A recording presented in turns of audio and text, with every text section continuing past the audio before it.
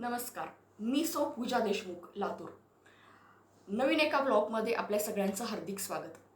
काल गुढीपाडवा आपल्या हिंदू नववर्षाचा पहिला सण अगदी आपण सर्वांनी उत्साहात आणि आनंदात साजरा केला.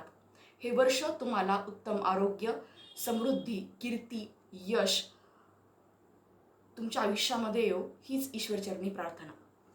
आजच्या या माझ्या नवीन ब्लॉगचा विषय आहे सुवर्णप्राशन संस्कार डोस. हा सुवर्णप्राशन संस्कार म्हणजे काय? खूप जणांना याबद्दल माहिती असेल. ज्यांना कुणाला माहिती नसेल नक्कीच त्यांच्या मुलांसाठी ही माहिती खूप उपयुक्त असणार आहे. सुवर्णप्राशन संस्कार हा एक डोस आहे. तो प्रत्येक महिन्याच्या पुष्य नक्षत्रावरती दिला जातो.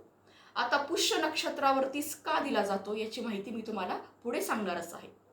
काय होतं की खूप जणांच्या तक्रारी असतात की माझं बाळ नीट जेवत नाहीये किंवा थोडासा पाण्यामध्ये बदल झाला, प्रवास झाला की त्याची लगेच तब्येत बिघडते, किंवा शाळेमध्ये जर बाकीच्याही मुलांना सर्दी, ताप, खोकला असेल तर लगेच त्याचं व्हायरल इन्फेक्शन होतं. एकंदरीत काय तर की त्याची प्रतिकार शक्ती कमी असते आणि बाळाची प्रतिकार शक्ती व्यवस्थित असणं, त्याची वाढ चांगली होणं हे त्याच्या आरोग्यासाठी खूप महत्त्वाचं आहे आणि यासाठी सुवर्णप्राशन डोस हा खूप महत्त्वाचा ठरतो. मग हा डोस कुणाला द्यायचा? हा डोस नवजात बालकापासून ते 12 वर्षाच्या बाळापर्यंत दिला जातो.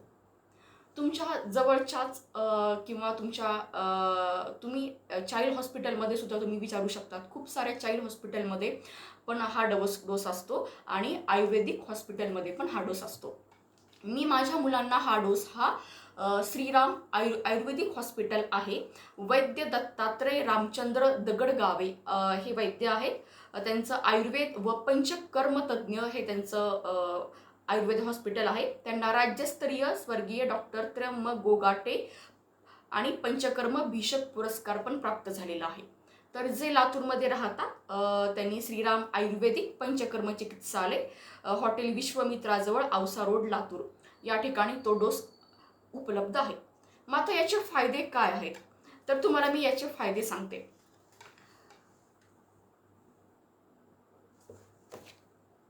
बालकांनी सुवर्णप्राशन केल्यामुळे बुद्धी, मेधा, भूक, अग्नी, शक्ती, बल यांच्यामध्ये चांगली वाढ होते.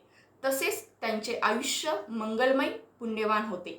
बाळ तेजपुंज होऊन त्याचा वर्ण सुधारतो. या सर्व गोष्टींमुळे त्याला दीर्घायुष्य प्राप्त होते. सुवर्णप्राशनामुळे बालकाची प्रतिकार क्षमता वाढून बालक मन व बुद्धी यावर ताबा मिळवून अजातशत्रू म्हणजेच श्रुतधर होतो. एकंदरीत मुलांची प्रतिकार शक्ती वाढण्यासाठी हा डोस खूप महत्त्वाचा आहे. तुम्हाला माहिती आहे याचा हे कार्ड आहे आणि याच्यावरती एक पिंपळाचं पान दिसत आहे. तर याचं महत्त्व काय आहे ते मी तुम्हाला सांगते. काय असतं की तिथं गेल्यानंतर ते आपल्या बाळांना 2 ड्रॉप्स देतात आणि एका छोट्याशा पुडीमध्ये एक आयुर्वेदिक औषध असतं. मग ते तुम्ही मधातून दिलं तरी चालतं किंवा डॉक्टर तुम्हाला व्यवस्थित सांगतात की कशा पद्धतीने तुम्ही ते द्यायचं. जे आपल्याला घरी औषध द्यायचं असतं छोटंसंच असतं, एक असं चिमूटभर, तर ते तुम्हाला पिंपळाच्या पानावरती द्यायचं असतं. तर याचं आयुर्वेदिक महत्त्व काय आहे ते मी तुम्हाला सांगते.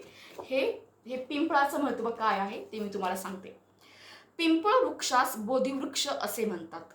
बोधी म्हणजे बुद्धी देणारा.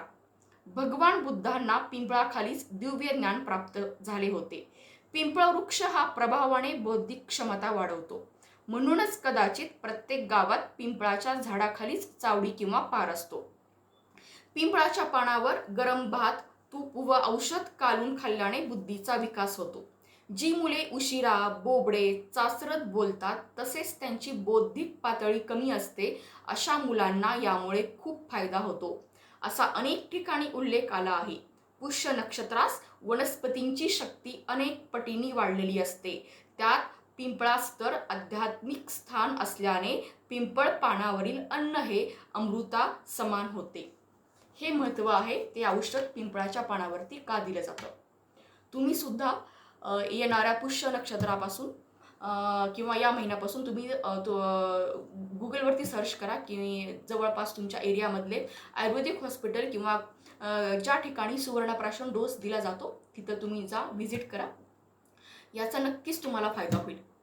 पण काय होतं की या महिन्यात दिलं आणि पुढच्या महिन्यात लगेच माझ्या बाळाची इम्युनिटी सिस्टीम किंवा प्रतिकारशक्ती चांगलीच झाली पाहिजे, हे लगेच होत नाही. त्याला थोडासा हे जर तुम्ही कंटिन्यूपणे दिलात तर नक्कीच प्रतिकारशक्ती वाढण्यामध्ये महत्त्व होते. आणखीन एक तुम्हाला सांगते की या महिन्यामध्ये पुष्य नक्षत्र आलं होतं 8 मार्चला आणि त्या दिवशी होता महिला दिन. तर मी जेव्हा माझ्या मुलांना त्या ठिकाणी घेऊन गेले होते त्यांनी सुंदर असं महिला दिनाचं गिफ्ट दिलं आहे आणि ते गिफ्ट काय आहे तर महिलांसाठी संस्कार दीपिका हे पुस्तक त्यांनी गिफ्ट दिलं होतं. हे पुस्तक खूप छान आहे. कुटुंबात सांस्कृतिक श्रीमंती लाभण्यास व टिकण्यास महिलांकडे परंपरागत ज्ञानाचा वारसा असावाच लागतो. हे पुस्तक खूप छान आहे. ह्याच्यामध्ये वेगवेगळे जवळपास 79 कंटेंट आहेत. विद्या भारती प्रकाशनचं हे पुस्तक आहे आणि या पुस्तकाच्या लेखिका आहेत कालिंदी रत्न पारखी बीड आणि मंदाकिनी सराफ तांडूळ. तर याच्यामध्ये खूप सारी वेगवेगळी माहिती दिलेली आहे. तर सुविचार पण आहेत.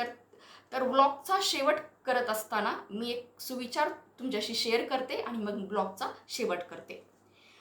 माणुसकीशिवाय धर्म म्हणजे सैन्याशिवाय सेनापती, सोन्याशिवाय सोनार, सोंगट्याशिवाय साडीपाट, शब्दाशिवाय साहित्य व सुराशिवाय संगीत. तर परत एकदा एक नवीन ब्लॉग घेऊन येते नवीन इन्फॉर्मेशन सहित. धन्यवाद.